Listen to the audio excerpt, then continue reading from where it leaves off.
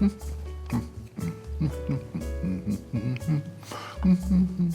minute. Thank you, Monty. Thank you, Monty.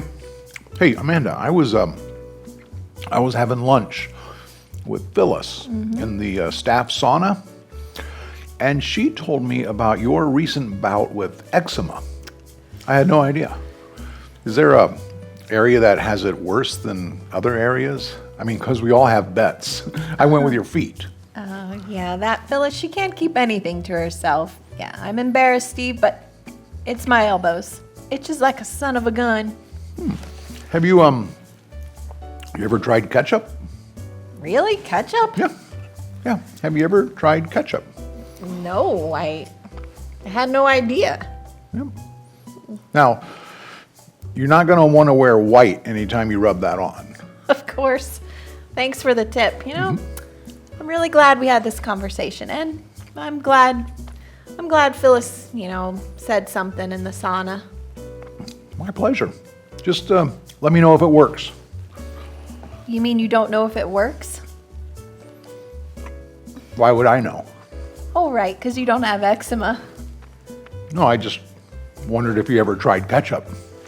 You are such an idiot. From the Murphy Theater Production Studios in the belly of downtown Wilmington, Ohio, this is the Murphy Report with Vanessa Del Rey and Breck Stone. Hard news, soft interviews. I'm Amanda Martin. And I'm Steve Burnett. Vanessa Del Rey and Breck Stone are in prison for stealing a bicycle built for two. This Murphy Report is brought to you by the iteration or the removal of the letter F. To find out more information, log on to iteration or the removal of the letter F.com. Amanda? That would be a challenge. No letter F? That's for sure.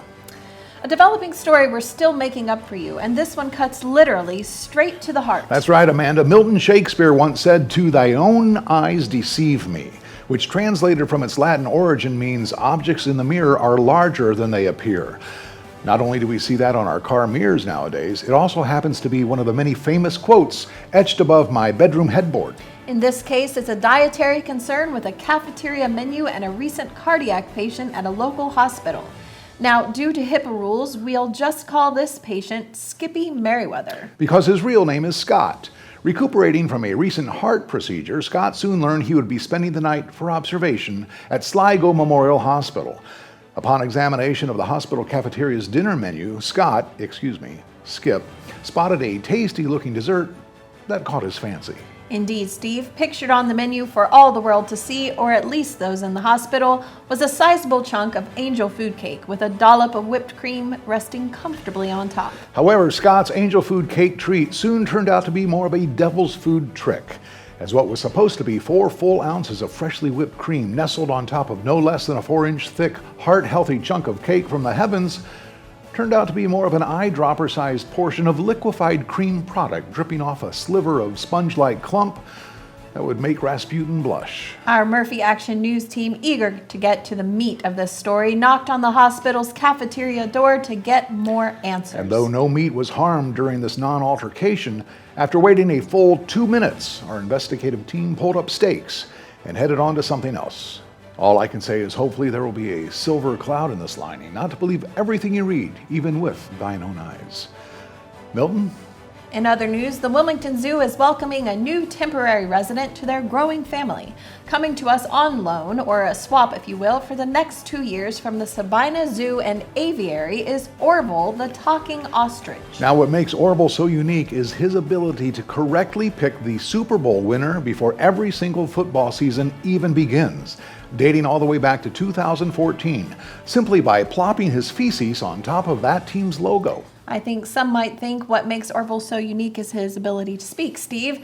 So the other thing he does is really unnecessary when you think about it. I try not to think too much, Amanda, as you know. In exchange for Orville the talking ostrich, the Wilmington Zoo has loaned out Hannah the hyperactive hippo to Sabina. I think we got the better deal here, Amanda. I'm not a veterinarian, but I think it may be a thyroid issue. Hannah has caused her fair share of damage.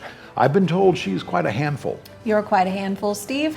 In real news, this coming Saturday night, August 10th, is a free movie for the community as our friends from the Clinton County School Supplies present the 2023 family-friendly film, Wonka. And who doesn't love it when a community can get together to enjoy a free movie based on a true story?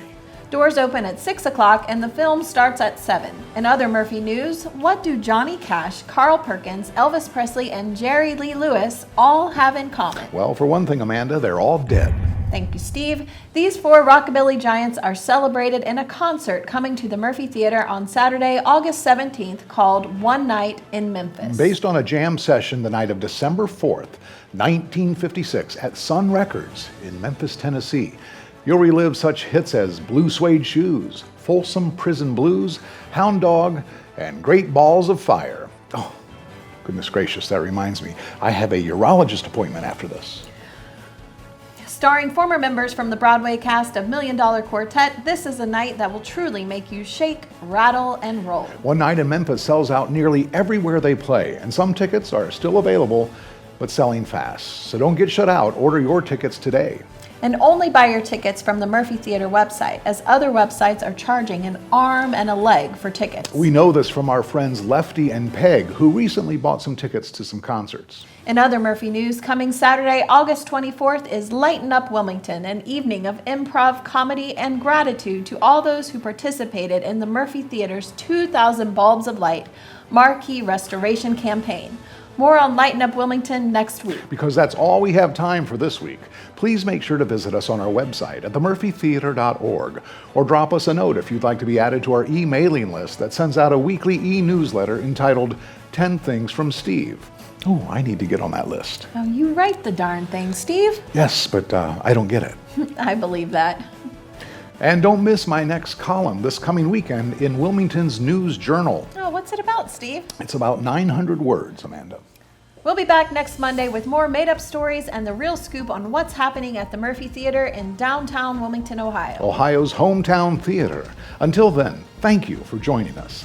And remember, if it's news to you, it's news to us. And we're out? Oh.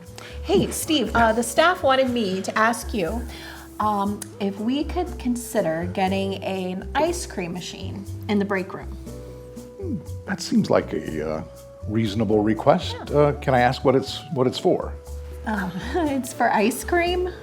Oh, okay. Yeah. Well, but the minute I find an unfinished cone, like I found that half-eaten foot-long coney dog, or the batch of cold onion rings, or the plate of syrup-drenched waffles, or that half bucket of extra crispy chicken, or the unfinished platter of nachos with the brown guacamole, that's when the ice cream machine's gonna have to go.